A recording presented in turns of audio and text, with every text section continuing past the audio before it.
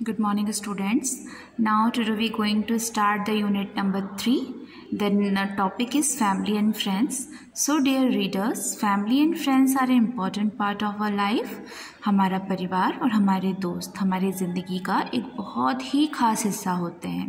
In this theme we will read about the importance of loving and respecting our family members and friends.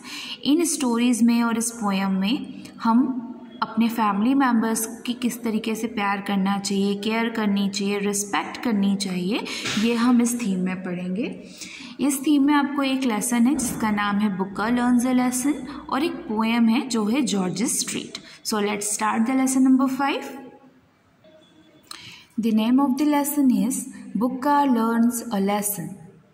बुक्का एक elephant काफ है, यानी कि एक elephant का बच्चा है जिसका नाम है बुक्का, और वो बहुत ही डिसओबे पर्सन है, मतलब बहुत ही स्पॉइल्ड चाइल्ड है, बहुत ही बिगड़ा हुआ बच्चा है वो, और उसे किस तरीके से सबक सिखाया जाता है या उसकी आदतों को किस तरीके से सुधारा जाता है, ये इस स्टोरी में हम पढ़ेंगे. Look at this pictures. क्या इनमें से एक भी बच्चा कोई सही हरकत कर रहा है? नो. किसी को परेशान करना गलत, किसी से चीज़ें छीनना गलत, किसी जानवर को परेशान करना गलत, और अपने घर में भी मिसबिहेव करना गलत होता है.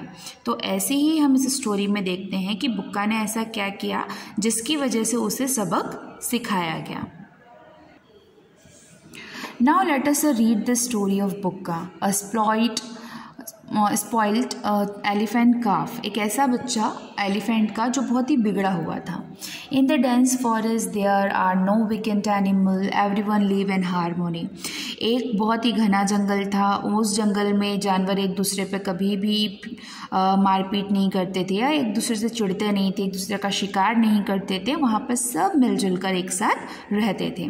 There are flowers and butterflies, beans and snail, squirrels and rabbits and the herd of elephants.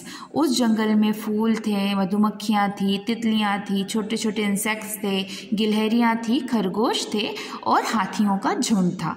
हाथियों के झुंड को इंग्लिश में हर्ड ऑफ एलिफेंट्स कहा जाता है. He is Bukka. Bukka is an elephant calf. Bukka एक हाथी का बच्चा था. There are 7 or 8 calves in his herd. उनके पूरे झुंड में 7 या 8 हाथी के बच्चे थे. One can easily tell him apart because of a white mark on his head. लेकिन उन सब में बुक्का जो था वो सबसे अलग था. क्यों? क्योंकि उसके सर के बीचों बीच सेंटर में एक वाइट कलर का मार्क था जो उसे सबसे अलग बनाता था. Elephant with white mark on their forehead become leader of the herd. So perhaps Bukka is loved a little more than the other. इनके झुंड में एक नियम था कि जिस हाथी के सर पर ये वाइट मार्क होता था वो बड़े होने पर उस झुंड का सरदार बनता था, है ना, यानी कि लीडर ऑफ द हर्ड. इसीलिए बुक्का को बाकी जो काफ थे, जो 7-8 बच्चे थे, उनमें सबसे ज़्यादा प्यार बुक्का को दिया जाता था. Bukka lives a safe life roaming in the jungle with his mother and the other elephant.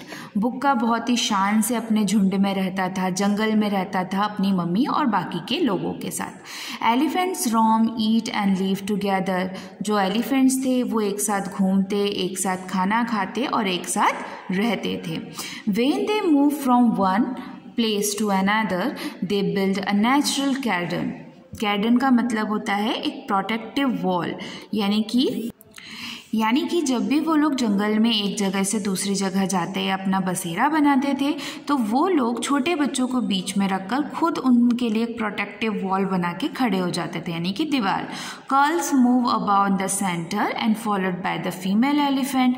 बच्चों को बिल्कुल बीचों बीच रखा जाता था. जो लीडर होता था एलिफेंट का वो आगे चलता था और बाकी जो भी मदर एलिफेंट्स होती थी वो अपने अपने काफ्स को लेकर, यानी कि बेबी एनिमल्स को लेकर साथ में चलती थी.